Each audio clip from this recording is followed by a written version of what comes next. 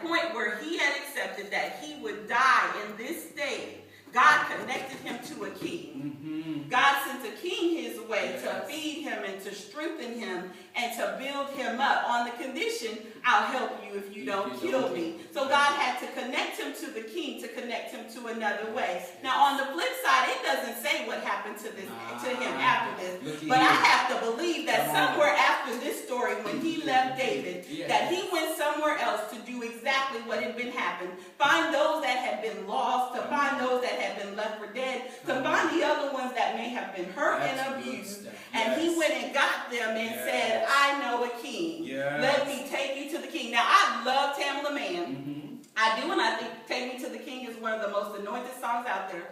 But sometimes when you are in such a state, you have to wait for the king to come to you. We don't have the strength to say, take me to the king. We don't have the strength to say, help. He was laying there. He was 3 days without food or water. He was nasty. He couldn't move. He couldn't say, take me anywhere. So God had to bring the king directly in relation to him. David didn't know where they were going. They were just going in search of. And had it not been for him finding this thrown away person, for him finding this rejected person, for him finding this hurt person, for him finding this half-dead person, for him finding the person that got kicked out the choir, for him finding the person that got kicked out the church, for him finding the person that may have gotten kicked out their house and thrown into prison, he found that person to say, take me to where I can get my stuff back. He found that very one that got him to the place where he could be strengthened and move on. Now, on the flip side of that, I do believe, and I heard, our mandate really is for us, after we become this person and we connect ourselves to the king and we are strengthened and we are better, it really is our mandate to go and find those that look like us. And we have to go search them out, because what it took me to in its literal form, it went to Ezekiel 16:6 that says, then I passed by you and I saw you kicking about in your own blood. And as you lay there in your own blood, I said to you, live. I said to you, live. David didn't know he was coming by to tell that little Egyptian boy live, but he told him to live. And I had to believe that his life was in much better quality after he was found, because he didn't know what was going to happen to him. The very people he trusted, the very people he thought would take care of him for the rest of his life, are the very ones that threw him on the side of the road and said, you will die in this spot because you no longer are useful to me. But he is the one, I am the one you threw away. And I should not have been. Because you threw me away, I am going to connect to the king to come after the very thing you find precious.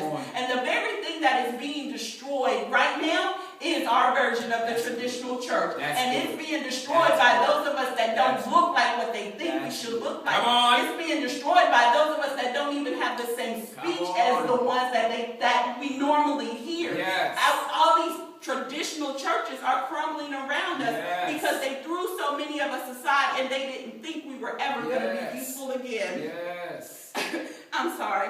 Thrown away after being all used up and our anointing is gone because they done drained us. They have taken everything we have. But baby, I am the one you should not have thrown away. I am the one that is connected to a king. I am the one that will go find others that look like me and rebuild this church the way it's supposed to be. The way it's not that there's no such as unconditional love, but there is a love that transcends all. And our purpose is to connect those to love that transcends all. It doesn't have to be unconditional because I can't give it, you can't give it. But I can connect you to a king with the love that transcends all. And in the light of the last 2 days, that is all that God has been saying. Go find the ones that have been thrown away. Go find the ones that don't look like anything. Hallelujah. That are laying there saying, I am going to die in this spot, and say to them, you live as of this moment.